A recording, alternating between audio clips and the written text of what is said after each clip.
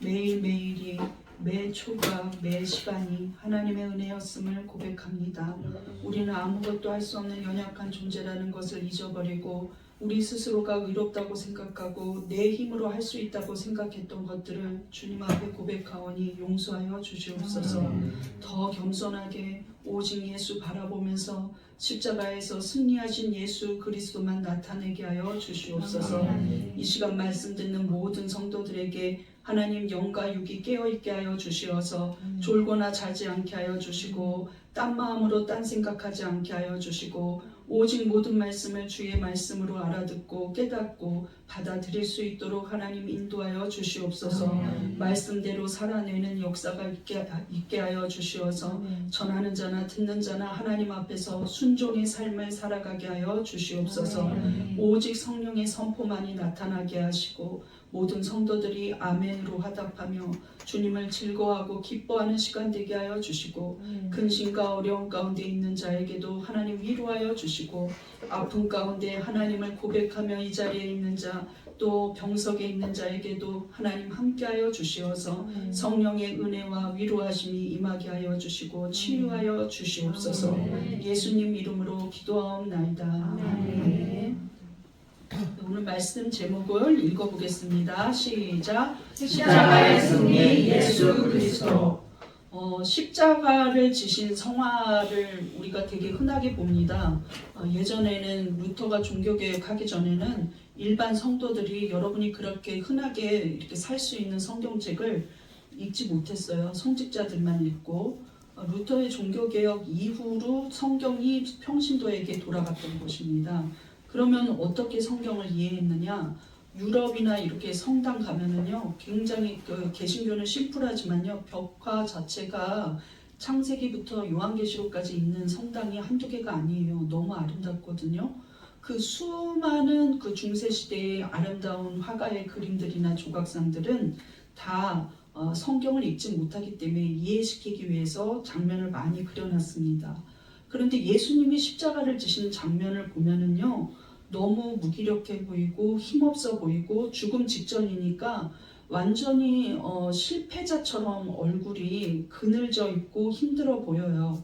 당연히 예수님은 고통을 받으셨기 때문에 그렇게 보이지만 이것이 어떤 우려가 나타나냐면 예수님의 십자가는 유대 종교 지도자들이 주도권이 되어서 예수님을 사형 언도를 내렸고 빌라도 총독이 이것을 집행했기 때문에 재판을 집행했기 때문에 예수님은 아무 힘도 쓰지 못하고 실패한 것처럼 이것이 보인다는 거예요. 지금 무엇이냐? 그 십자가가 우리를 살리고 예수님의 구원을 완성했는데 십자가는 마치 예수님이 무기력해서 지신 것처럼 여겨진다는 것이죠. 예. 그런데 성경을 자세히 들여다보면은요, 깊이 생각할수록 오히려 반대의 은혜가 있습니다. 예수님은 십자가에서 자신의 하나님으로서의 영적 권위를 정점을 찍으며 나타내셨어요. 그렇기 때문에 오늘 말씀을 보면 십자가는 승리라는 거예요. 영적으로는. 육적으로는 죽음을 당했지만 십자가는 예수 그리스도의 구원의 완성이고 승리입니다. 믿습니까? 아멘.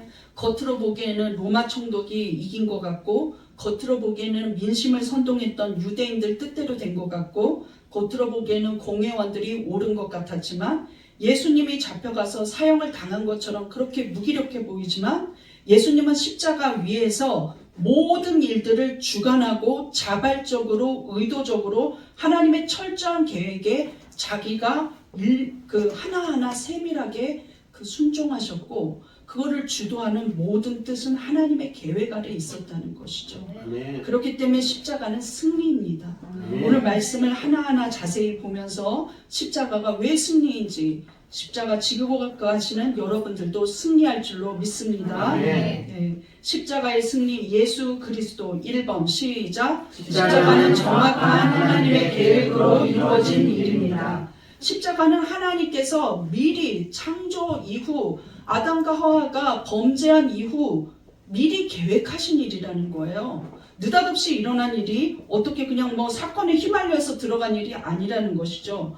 우리를 위해 예수님이라는 그분, 하나님의 아들을 내어주신 분, 그 일 자체가 우연히 될 수가 없다는 거예요. 십자가가 절대 사람의 미움과 시기만으로 하나님의 아들을 감히 죽일 수는 없는 일입니다. 사람이 시기하고 사람이 질투했다고 해서 하나님 아들이 죽어질 수는 없어요. 그렇게 믿으면 안 됩니다. 사도행전 2장 23절 보겠습니다. 시작. 그가 하나님께서 정하신 뜻과 미리 아신 대로 내 주가 되었거늘 너희가 법 없는 자들의 손을 빌려 못 박아 죽였으나 하나님께서 그를 사망의 고통에서 풀어 살리셨으니, 하나님께서 정하신 뜻이었다는 거예요. 그가 할 때는 예수 그리스도를 말해요. 예수님께서 하나님께서 정하신 뜻과 미리 알고 계신 대로 십자가에 내어준 바 되었다는 것이죠. 하나님이 그냥 갑자기 그렇게 하신 것이 아니라는 거예요. 느닷없이 로마 총독한테 재판에 넘겨지지 않았다는 것이죠.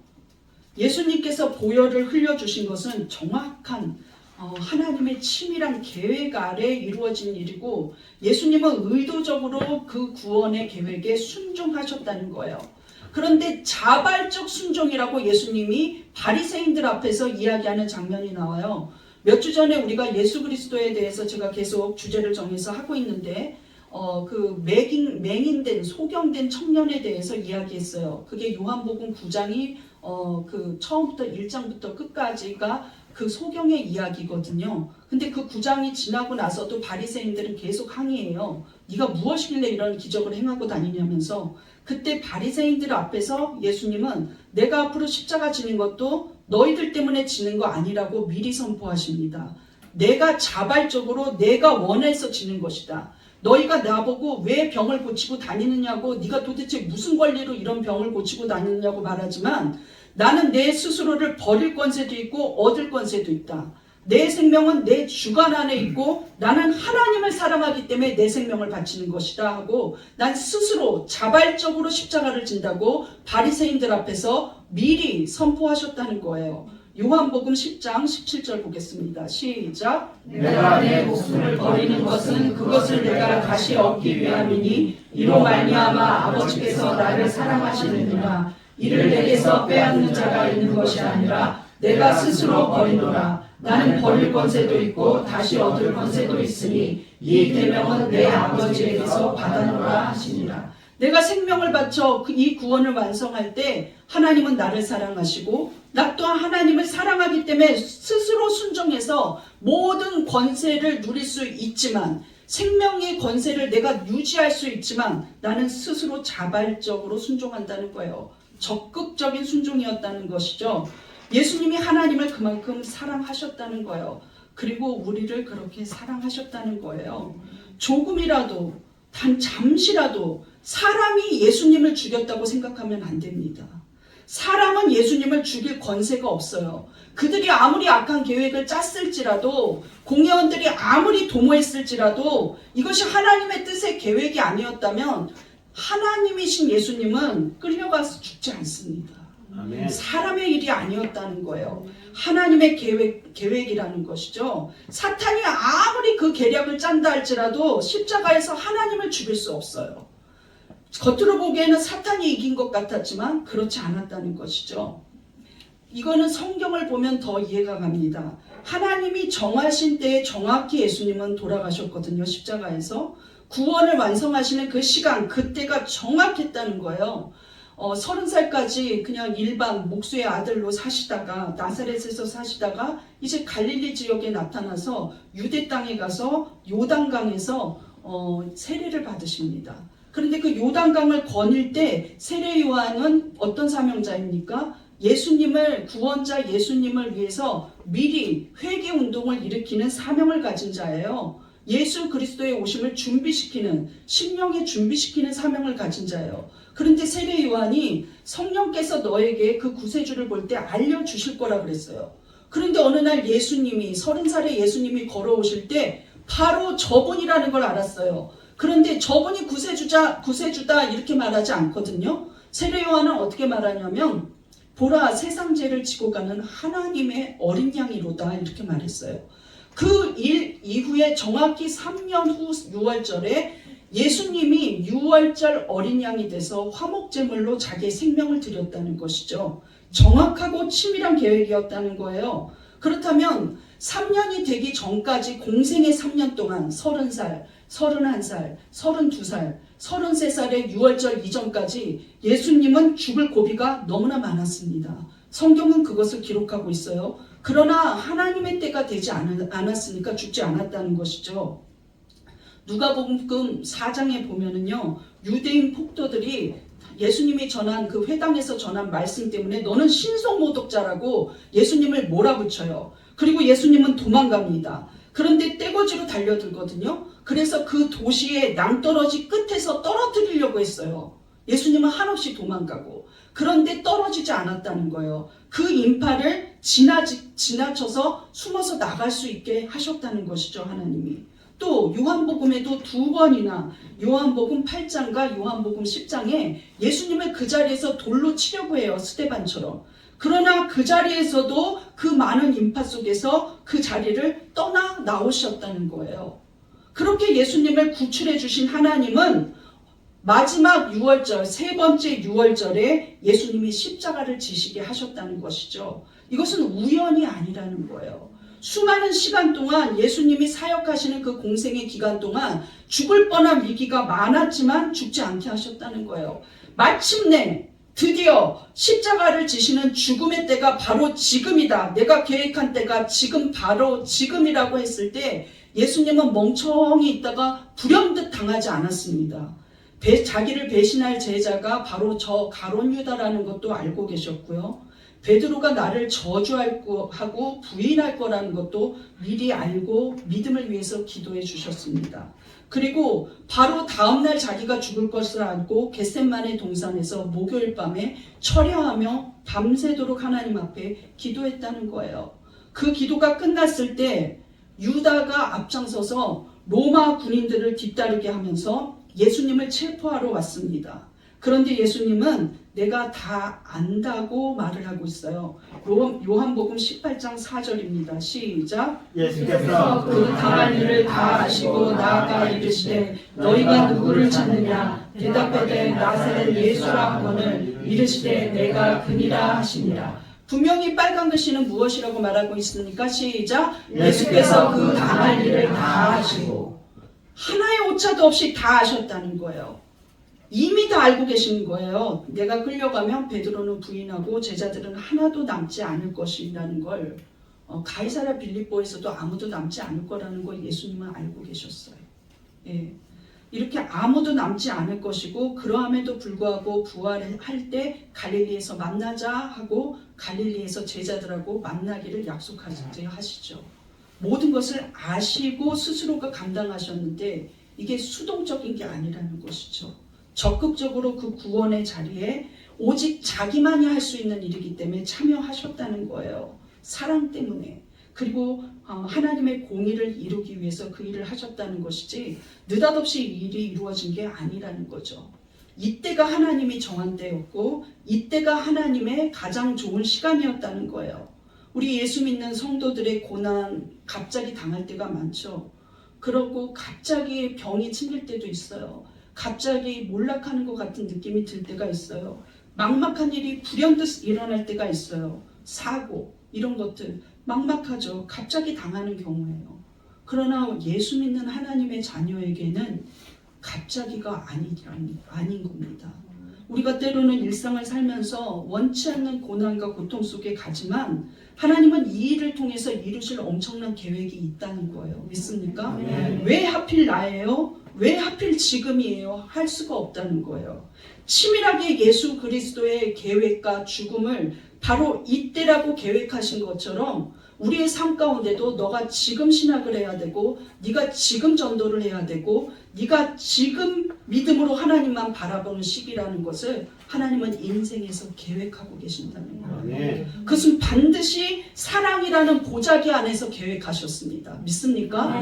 예수 그리스도께서 하나님이 버리신 것 같지만 절대 버리지 않고 부활하신 것처럼 우리의 삶의 끝에 우리는 아직 알 수 없지만 예수님처럼 다 알 수 없죠. 내가 끌려가면 부활할지 어떨지 예수님은 아셨지만 우리는 알 수 없어요. 그러나 우리는 누구와 동행하고 있습니까? 하나님과 동행하고 있고 예수님처럼 하나님을 사랑하는 마음으로 자발적 순종을 하면서 가는 길이라면 절대로 그 끝에는 소망이 있습니다. 아멘. 믿습니까? 하나님이 우리를 그냥 내버려 둔 것 같은 순간이 있을지라도 절대로 끝까지 내버려 두지 않아요. 믿습니까? 정말로 우리는 하나님의 장중의 손안에 있습니다. 아멘. 십자가를 지고 가는 자들은 하나님의 정한 때에 지고 있는 거예요. 고난의 성도들은 하나님이 원하시는 고난이라는 걸 아셔야 해요. 그렇기 때문에 이것이 그냥 내가 미워서 내가 싫어서가 아니라 바리새인들의 저주를 받아서 십자가를 진 게 아니라 바리새인들의 시기를 받아서 십자가를 진 게 아니라 그것 때문에 고통을 당하신 게 아니라 하나님의 원대한 계획 아래 바로 6월절 금요일이다 하고 정하신 때에 고난을 받으셨던 것처럼 우리 삶의 십자가의 고난이 정한 때, 정한 의도가 있다는 거예요. 믿습니까? 우리 한번 고백해 보겠습니다.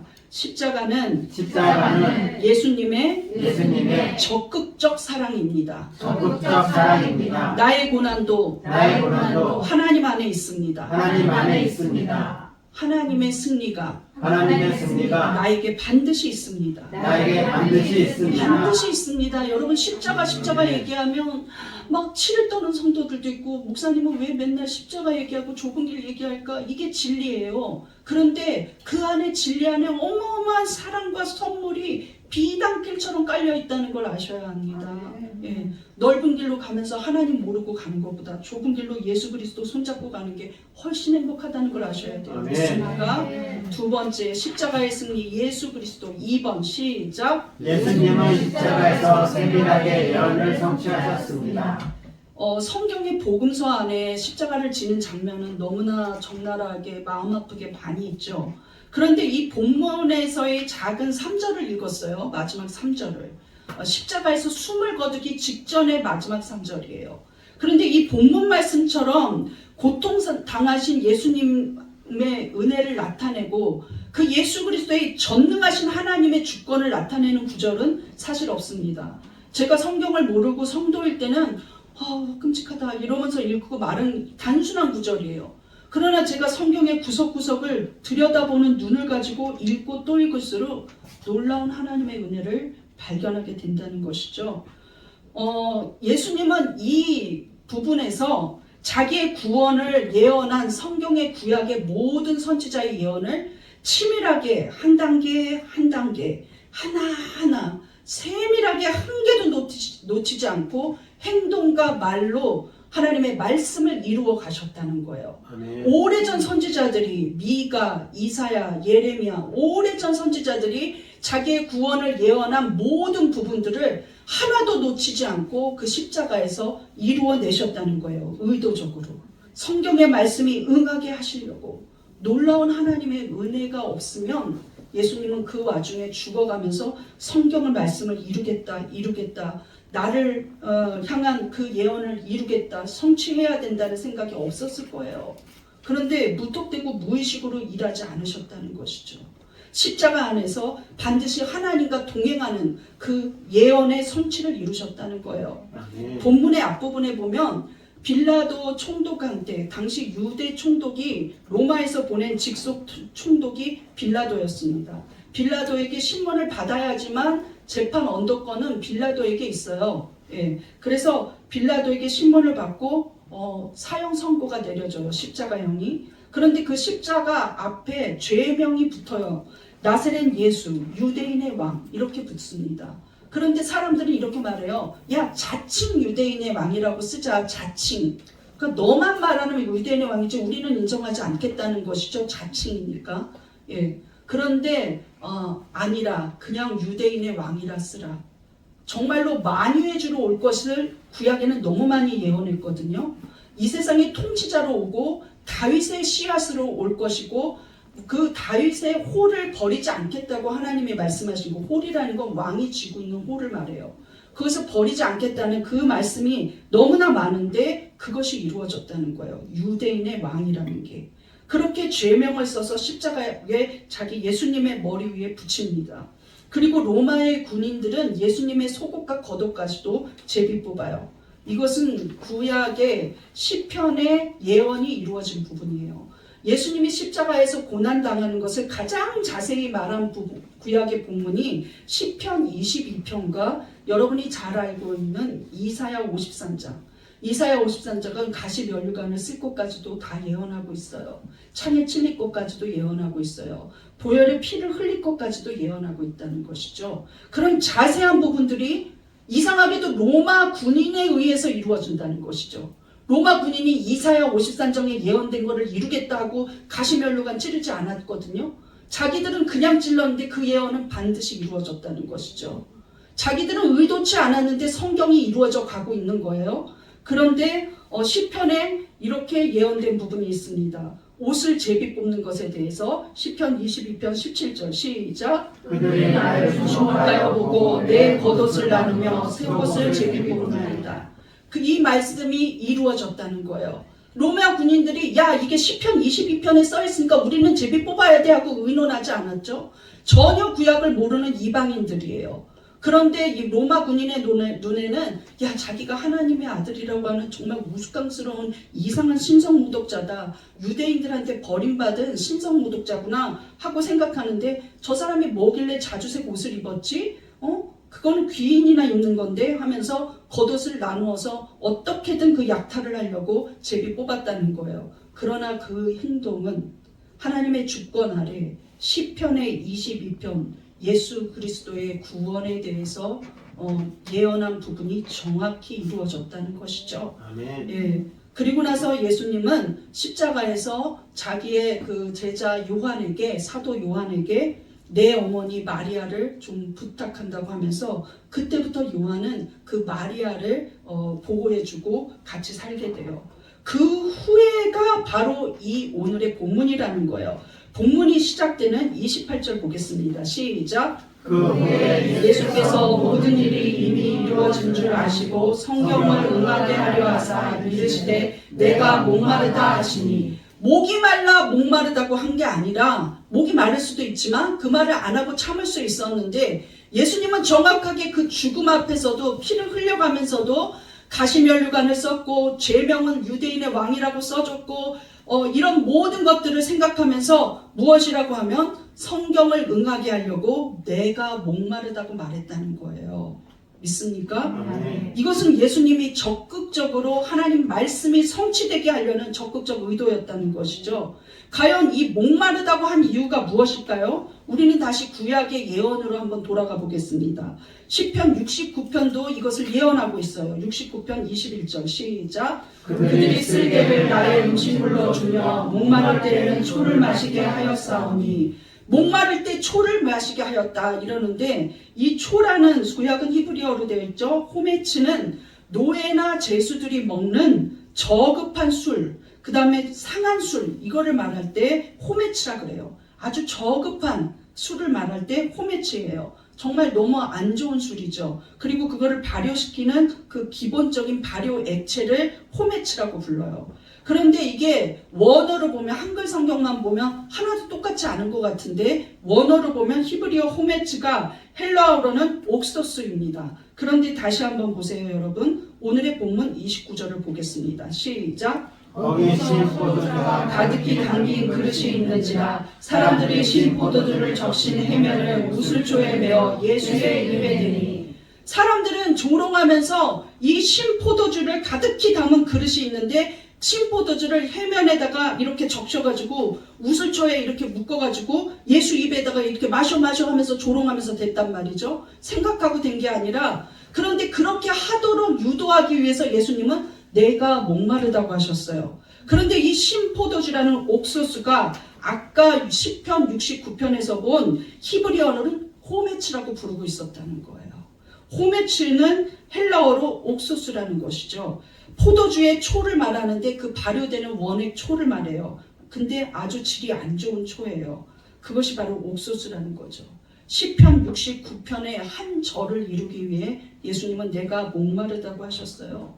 한치의 오차도 없이 예수님은 하나님으로서 동역하고 있었다는 거예요. 구원의 완성을 선지자들이 한 말 한마디 한마디를 하나도 오차가 없도록 계속해서 하나하나 세밀하게 이루고 계셨다는 것이죠.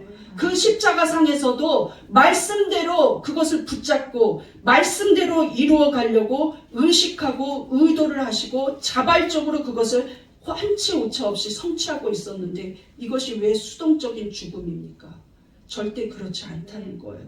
구약과 신약을 보는 성도라면 이것을 이해할 수 있어야 돼요. 신학적인 부분에서도 이것은 절대로 실패가 아니라는 것이죠. 믿습니까? 네. 본문 29절을 다시 한번 보면은요, 자세히 지금 보면은요, 신포도주만 보시지 마시고 신포도주를 적신 해면을 우슬초에 메었다는 것을 한번 주목해 봐야 돼요. 자, 해면이라는 것을 이해하기 위해서 사진을 좀 보겠습니다. 해면이라는 거 꼭 스펀지 같이 생겼죠. 그런데 이거는 액체를 잘 흡수하게 할 때 쓰는 거예요. 그래서 이 해면을 가지고 그 해면이라는 것은 스펀지처럼 생겼는데 바다 동물의 뼈가 이렇게 생겼다 그래요. 근데 액체를 잘 흡수해요. 뼈인데도. 그래서 이거를 많이 액체 흡수하는 데 사용했다고 해요. 그런데 우슬초도 당시에 무슨 붓이 있습니까? 화가의 붓 같은 거 없죠. 그 우슬초를 한번 보겠습니다. 우슬초는 저렇게 지금 이렇게 보이는 가시같이 보이지만 사실은 저게 이렇게 깃털이 나요. 예, 깃털이 나서 여러분 제가 당연천에 가면 가을에 갈대가 많은데 갈대가예요. 우슬초가 갈대같이 생겼는데 이 우슬초는 구약시대 이전으로 돌아가 보면은요, 제사 제도에 역사적인 의미가 많이 있는 게 우슬초입니다. 우슬초가 처음 나오는 거는 출애굽기에서 시작돼요. 그런데 출애굽기는 무엇이 주제입니까? 가장 화려한 하이라이트는 이집트에서 노예 생활을 하던 430년 동안 하나님 앞에 부르짖던 아브라함의 자손들, 유대인들을 그 노예에서 해방시키면서 이집트를 나오게 한 것이 출애굽기예요. 애굽이 이집트라는 뜻이거든요. 근데 결정적으로 나온 사건이 하나 있는데 10번째 재앙인 장자의 죽음입니다. 바로는 마음이 계속 강팍해서 첫 번째 죽음, 두 번째, 9번째에 이르기까지 아무리 재앙이 일어나도 모세를 통해서 듣는 말들이 다 예언대로 재앙이 임해도 그들을 내보내주지 않아요. 예, 유대인들을 내보내주지 않는다고요. 그런데 마지막에 장자의 죽음을 바로에게 선포합니다. 오늘 밤에 짐승의 첫 새끼까지도, 사람은 물론이고 짐승의 첫 새끼까지도 수컷 남자 아들하고 수컷 새끼는 다 죽을 거라고 말을 해요. 근데 바로가 끄떡도 안 하다가 자기 아들까지도 죽는 일이 생기죠. 그런데 그것이 장자의 죽음의 재앙입니다. 이 죽음의 재앙은 누구도 그냥 피해갈 수 없어요. 이집트 안에 모든 첫 태생은 다 죽는 거예요. 짐승까지도. 근데 여러분, 유대인까지 죽일 수는 없지 않습니까? 그래서 하나님은 모세에게 약속하세요. 우슬초를 가져다가, 그 갈대 풀같이 생긴 그 우슬초를 가져다가 양의 피를 발라가지고 문 인방과 문설주에 바르면 이것은 유대인들이 사는 집인 줄 알고 죽음의 재앙을 넘어가게 하겠다. 그날이 바로 유월절이 되는 겁니다. 넘어갈 유, 넘어갈 워, 패스 오버 이렇게 되는 거예요. 그 유월절을 계속해서 지키라고 해서 유대인들이 지금도 유월절을 지킵니다. 그것이 바로 유월절이에요. 그때 우슬초가 처음 등장하죠. 그 이후로 우슬초는 제사 제도에 많이 등장해요. 특히 죄를 회개하는 제사에 많이 등장하고 있어요.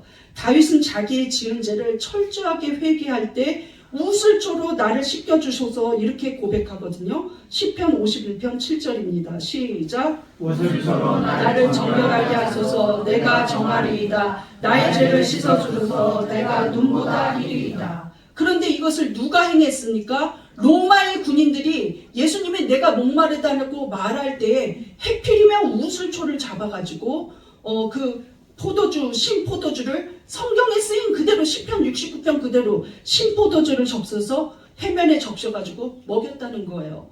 자기들은 의도하지 않고 성경도 모르고 무지한 자들이고 하나님도 모르는데 구약의 예언도 모르는데 이방인들을 통해서도 예수를 조롱하고 있는 그 이방인들을 통해서도 이 구원의 한마디 한마디 한 단어 한 단어 거기에 쓰여지는 모든 조건까지 이루어 가고 있었다는 것이죠. 아멘. 믿습니까? 아멘. 십자가가 우연히 느닷없이 예수님이 막 조롱받아서 끌려가고 이게 아니라는 거예요. 예, 터무니없는 제자 가룟 유다 때문에 이것이 이루어졌다? 아니라는 거예요.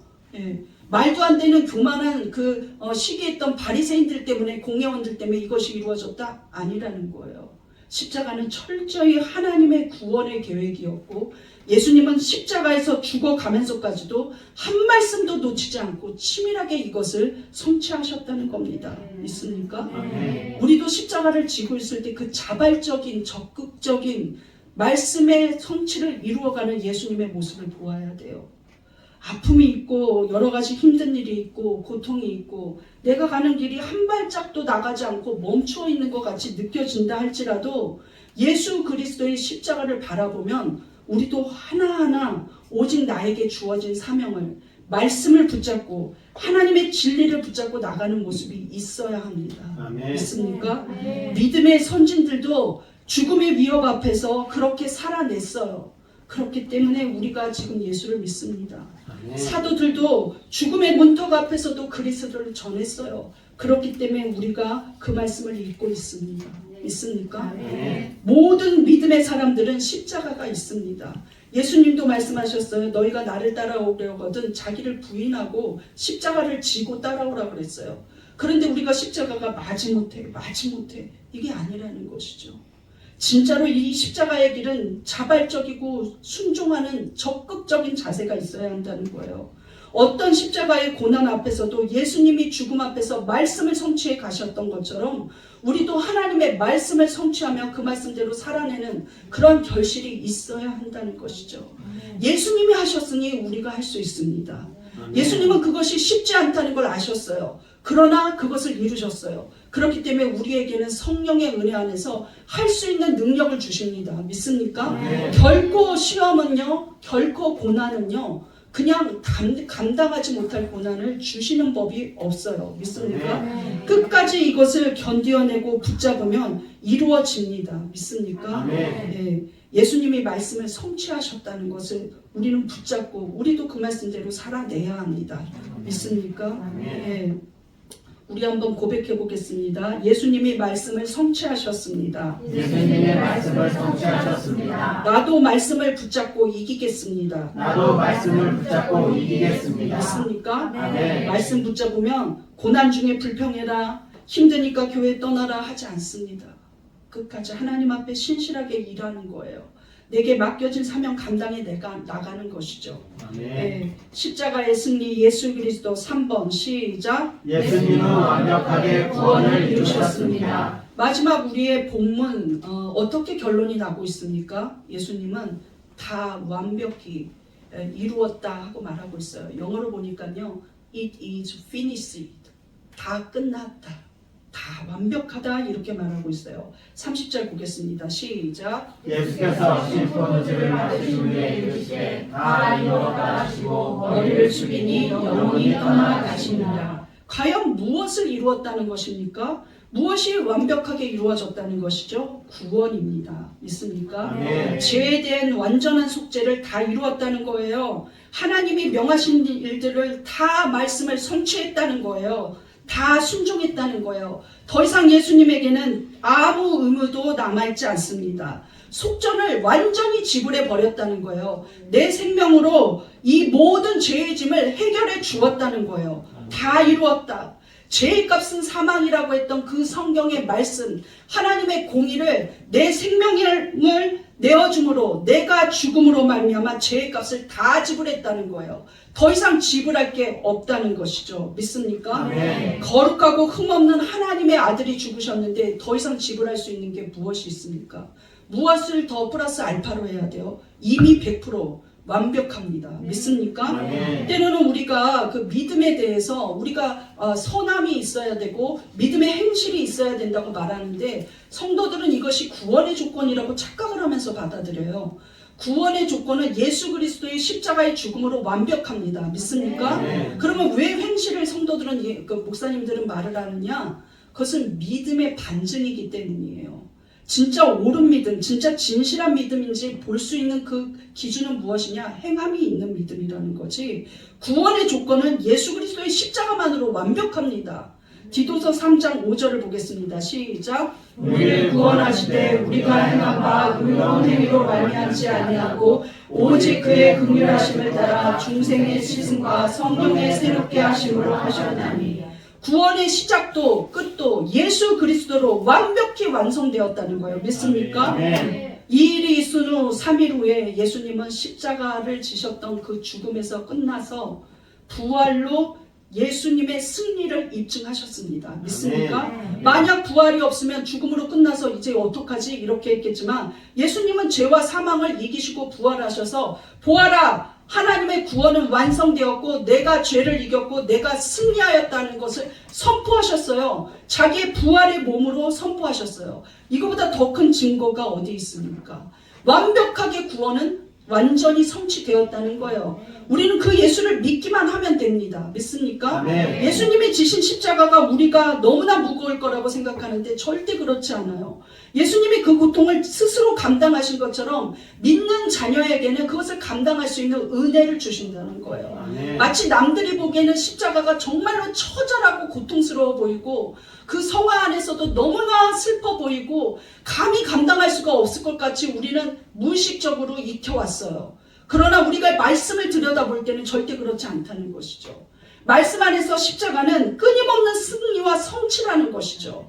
그래서 그 승리와 성취를 우리는 예수 그리스도 이름으로 함께 지고 갈 수 있다는 거예요. 아멘. 여러분이 감당 못할 고난인 것 같아도 사실은 그 감당을 예수님이 하셨습니다.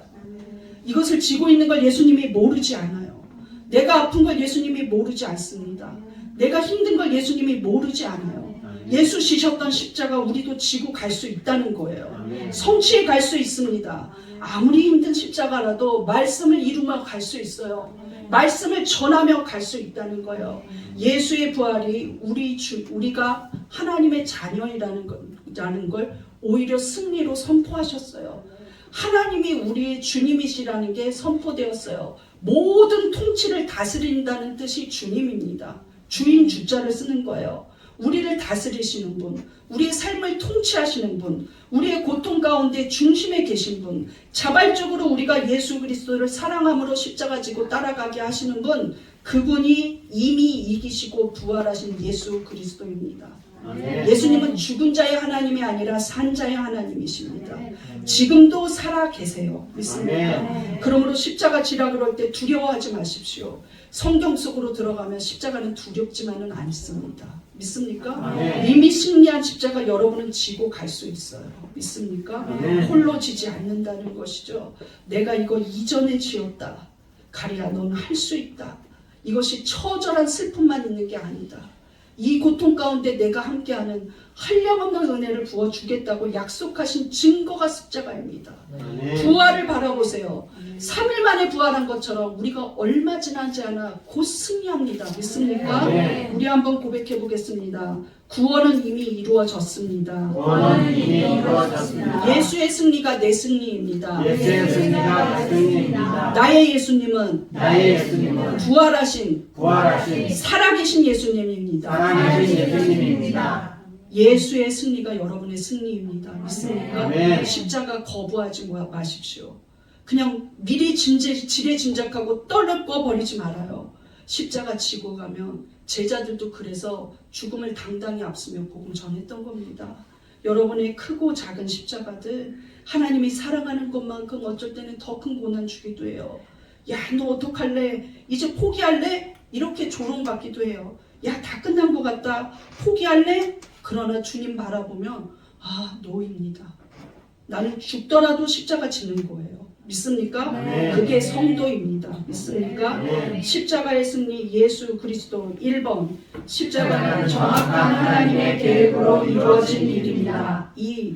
예수님은 십자가에서 세밀하게 예언을 성취하셨습니다. 3. 예수님은 완벽하게 구원을 이루셨습니다.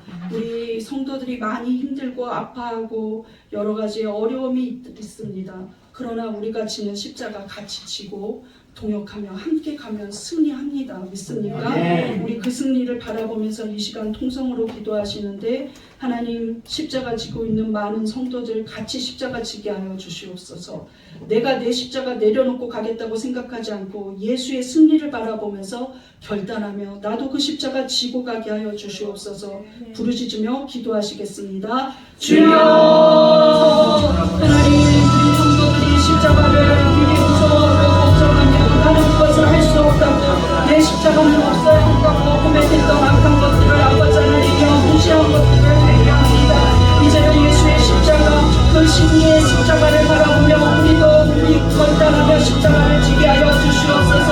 나는 감당할 수 없다고 말했던 것들을 회개하오니 능히 이기신 예수의 승리로 우리도 승리하고 이기고 가게 하시고 아픔과 고통 가운데 아버지 하나님이여 십자가 지고 있는 성도들에게 치료를 허락하여 주시고 위로를 허락하여 주시며 예수의 승리가 우리의 승리가 되게 하여 주시옵소서.